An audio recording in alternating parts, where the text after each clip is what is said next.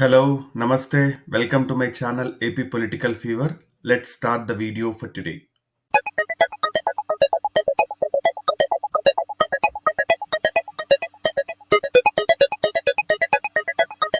ఈ వీడియోలో వచ్చేసరికి మనం ఉమ్మడి ఈస్ట్ గోదావరి జిల్లాలోని ఆఖరి కాన్స్టిట్యున్సీ అయిన రంపచోడవర్గం గురించి చూద్దాము. రంపచోడవర్గం వచ్చేసి ఎస్టీ రిజర్వ్డ్ కాన్స్టిట్యున్సీ. ఉమ్మడి ఈస్ట్ గోదావరి జిల్లాలో ఉండేది. ఇప్పుడు కొత్తగా ఫామ్ అయిన అల్లూరు సీతారామరాజు జిల్లా కిందకి వస్తూ ఉంది. లోక్సభ పరిధి వచ్చేసి అరకు. ఈ నియోజకవర్గం వచ్చేసి ఆంధ్ర తెలంగాణ విడిపోయిన తర్వాత ముంపు మండలాలన్నీ ఈ నియోజకవర్గంలో కలపడం జరిగింది. సో విస్తీర్ణంలో చూసుకుంటే ఆంధ్రప్రదేశ్లోనే పెద్ద కాన్స్టిట్యున్సీ రంపచోడవరం అని చెప్పొచ్చు. ఇది ఎస్టీ రిజర్వ్డ్ కాన్స్టిట్యున్సీ కావడం వల్ల మన్యం ప్రజలు ఇట్లా మావోయిస్ట్ ఎఫెక్ట్ ఎక్కువగా ఉంటుంది ఈ నియోజకవర్గంలో అని చెప్పొచ్చు. సిపిఎం ఎఫెక్ట్ కూడా బలంగానే ఈ నియోజకవర్గంలో ఉంటుంది అని చెప్పొచ్చు. ఇక్కడ గత 3 ఎన్నికల వివరాలు చూసుకుంటే 2009లో కేకేవివి సత్యనారాయణ రెడ్డి గారు కాంగ్రెస్ పార్టీ తరఫున 10,800 మెజారిటీతో 11.3% మార్జిన్తో గెలవడం జరిగింది. 2014లో వంటల రాజేశ్వరి గారు వైఎస్ఆర్సీపీ తరఫున 8,200 మెజారిటీతో 7.15% మార్జిన్తో గెలవడం జరిగింది. 2019లో నాగులపల్లి ధనలక్ష్మి గారు వైఎస్ఆర్సీపీ తరఫున 35,100 మెజారిటీతో 19.4% మార్జిన్తో గెలవడం జరిగింది. సో ఇది 2008 డీలిమిటేషన్ తర్వాత ఫామ్ అయిన కాన్స్టిట్యున్సీ. 2014 తర్వాత ఎలక్షన్ కమిషన్ వచ్చేసి తెలంగాణ నుంచి ఆంధ్రాలో కలిపిన మండలాలన్నీ ఈ నియోజకవర్గంలో వేయడం వల్ల దాదాపు 11 మండలాలు అత్యధిక విస్తీర్ణత ఈ నియోజకవర్గం అని చెప్పొచ్చు. ఇక్కడ ఎన్డీఏ పొత్తు ప్రభావం ఎలా ఉంటుంది అని చూస్తే వైఎస్ఆర్సీపీకి గత ఎన్నికలలో 98,300 ఓట్లు రావడం జరిగింది. టీడీపీకి దాదాపు 59,000 ఓట్లు రావడం జరిగింది. జనసేనకి ఈ నియోజకవర్గంలో 18,000 ఓట్లు రావడం జరిగింది. పొత్తులో భాగంగా ఈ సీట్ ని సిపిఐకి ఇవ్వడం వల్ల 18,000 ఓట్లు రావడం జరిగింది. ఆ లాస్ట్ ఎలక్షన్స్ లో సిపిఐ తరపున కూడా బలమైన క్యాండిడేటే పోటీ చేయడం జరిగింది. ప్లస్ ఈ నియోజకవర్గంలో సంస్థాగతంగా సిపిఐకి కూడా ఓట్లు ఉన్నాయని చెప్పొచ్చు.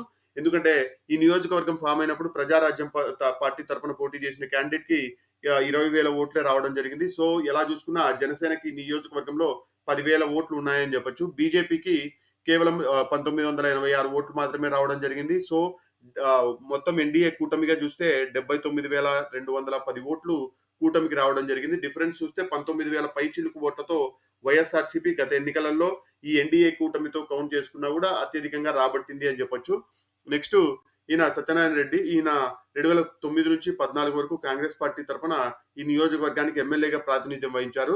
నెక్స్ట్ వంటల రాజేశ్వరి గారు, ఈమె 2014లో వైఎస్ఆర్సీపీ పార్టీ తరఫున గెలిచి ఎప్పుడైతే టీడీపీలోకి వైఎస్ఆర్సీపీ వాళ్ళు 23 మంది ఎమ్మెల్యేని లాక్కున్నారో ఆ 23 మందిలో ఈమె కూడా ఒకరని చెప్పొచ్చు. సో 2016, 17 ఆ ప్రాంతంలో ఈమె వైఎస్ఆర్సీపీ నుంచి టీడీపీలోకి చేరి 2019లో టీడీపీ పార్టీ టికెట్ పైన పోటీ చేసి ఈ నియోజకవర్గంలో ఘోరంగా ఓడిపోయారు. ఒక ముఖ్య రీజన్ ఓడిపోవడానికి కూడా ఈ జంపింగే అని చెప్పొచ్చు. సో ఏదైనా క్యాండిడేట్ ఒక సింబల్ తరపున గెలిచిన తర్వాత వాళ్ళు వేరే పార్టీలోకి జంప్ అయితే అట్లీస్ట్ రాజీనామా చేయకోకుండా లేదా అలా నిక్కచ్చిగా లాక్కోవడం వల్ల ఈ నియోజకవర్గంలో టీడీపీ బాగా లాస్ అయిందని చెప్పొచ్చు. సో ఈ ఎస్టీ రిజర్వ్డ్ కాన్స్టిట్యున్సీలలో టీడీపీ కొద్దిగా ఫెయిల్ అవుతా ఉండడానికి కారణం తమ నాయకుల్ని నమ్ముకోకుండా పక్క పార్టీల నుంచి వచ్చిన వాళ్ళనే ఎక్కువ మందిని తీసుకోవడం వల్ల కూడా ఈ ఎస్సీ రిజర్వ్డ్ కాన్స్టిట్యున్సీలలో టీడీపీ కొద్దిగా వెనుకంజలో ఉందని చెప్పొచ్చు. ఇంకా ఈమె నాగులపల్లి ధనలక్ష్మి, ఈమె 2019 నుంచి ఇప్పుడు సిట్టింగ్ వైఎస్ఆర్సీపీ ఎమ్మెల్యేగా ఉన్నారు. ఈమె మామూలుగా గవర్నమెంట్ టీచర్ నుంచి రిజైన్ చేసి ఎమ్మెల్యేగా పోటీ చేసి ఎమ్మెల్యేగా గెలుపొందడం జరిగింది. ఇప్పుడు 2024లో కూడా ఈమెకే క్యాండిడేచర్ ఇవ్వడం జరిగింది. ఈమెనే పోటీ చేస్తా ఉన్నారు. ఇక్కడ రంపచోడవర్గంలో ధనలక్ష్మి గారు వైఎస్ఆర్సీపీ తరఫున, మిరియాల శిరీష దేవి గారు టీడీపీ పార్టీ తరఫున పోటీ చేస్తా ఉన్నారు. ఇద్దరు సామాన్యమైన వ్యక్తులే అని చెప్పొచ్చు. ధనలక్ష్మి గారు టీచర్ గా రిటైర్ అయ్యి ఎమ్మెల్యేగా ఒకసారి గెలవడం జరిగింది. ఇటు సైడ్ శిరీష దేవి గారు చూస్తే వాళ్ళ అమ్మగారు వార్డు మెంబర్ గా పోటీ చేసి గెలవడం జరిగింది టీడీపీ పార్టీ తరఫున. సో ఆమె కూతురు. సో ఈమె కూడా అంగన్వాడీ హాస్పిటల్లో పనిచేస్తూ ఉంటారు. సో ఈ క్యాండిడేట్ కూడా ఇద్దరు సామాన్యమైన వ్యక్తులే. ధనబలం పెద్దగా ఏం లేదు. టీడీపీ నుంచి లేకుంటే వైఎస్ఆర్సీపీ పార్టీల నుంచి ఎంతవరకు ధనం సర్దుతారనే దానిపైన వీళ్ళ విజయం ఆధారపడి ఉంటుందని చెప్పొచ్చు. ఒక రకంగా ఎస్టీ రిజర్వ్డ్ కాన్స్టిట్యున్సీలలో వైఎస్ఆర్సీపీకి అదనపు అడ్వాంటేజ్ ఉంటుంది అని చెప్పొచ్చు. ముఖ్యంగా టీడీపీ వాళ్ళు బీజేపీతో పొత్తు కారణంగా కూడా ఈ నియోజకవర్గంలో కొన్ని ఓట్లు చీలిపోయే అవకాశాలు ఉంటాయి.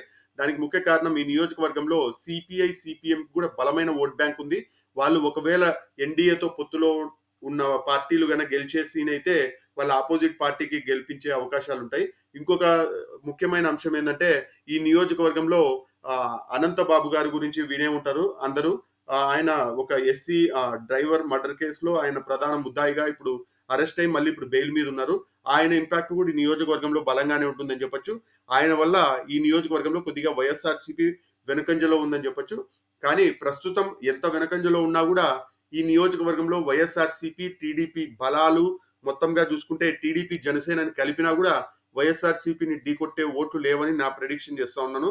సో, ప్రస్తుతం ఉన్న నా అంచనా బట్టయితే వైఎస్ఆర్‌సీపీ నియోజకవర్గం ఈజీగా గెలిచే సీట్ అవుతుందని నేను అనుకుంటా ఉన్నాను. ముఖ్యంగా అరకు లోక్సభ పార్లమెంట్ పరిధి కిందకొచ్చే మాక్సిమం కాన్స్టిట్యుయెన్సీస్‌లోని వైఎస్ఆర్‌సీపీ బలంగా ఉంది. ఈ నియోజకవర్గంలో ఇంకొక ఇంపాక్ట్ గూడా ఉంది. వాళ్ళకు కొత్త ఆదివాసీ జిల్లా చేసి రంపచోడవరాన్ని హెడ్ క్వార్టర్‌గా చేయాలని కొన్ని 2, 3 రోజులు బందులు చేశారు. చాలా రాస్తారోకోలు జరిగాయి. అయినా ఎన్ని ఇంపాక్ట్‌లున్నా గూడా ఈ నియోజకవర్గం వైఎస్ఆర్‌సీపీనే గెలిచే అవకాశాలుందని నేను అనుకుంటా ఉన్నాను. ఒకవేళ మీరు గాని ఈ ప్రిడిక్షన్‌తో ఏకీభవించకపోతే కామెంట్ రూపంలో తెలియజేయండి. అలాగనే please subscribe to my channel. Have a good day. Thank you. By.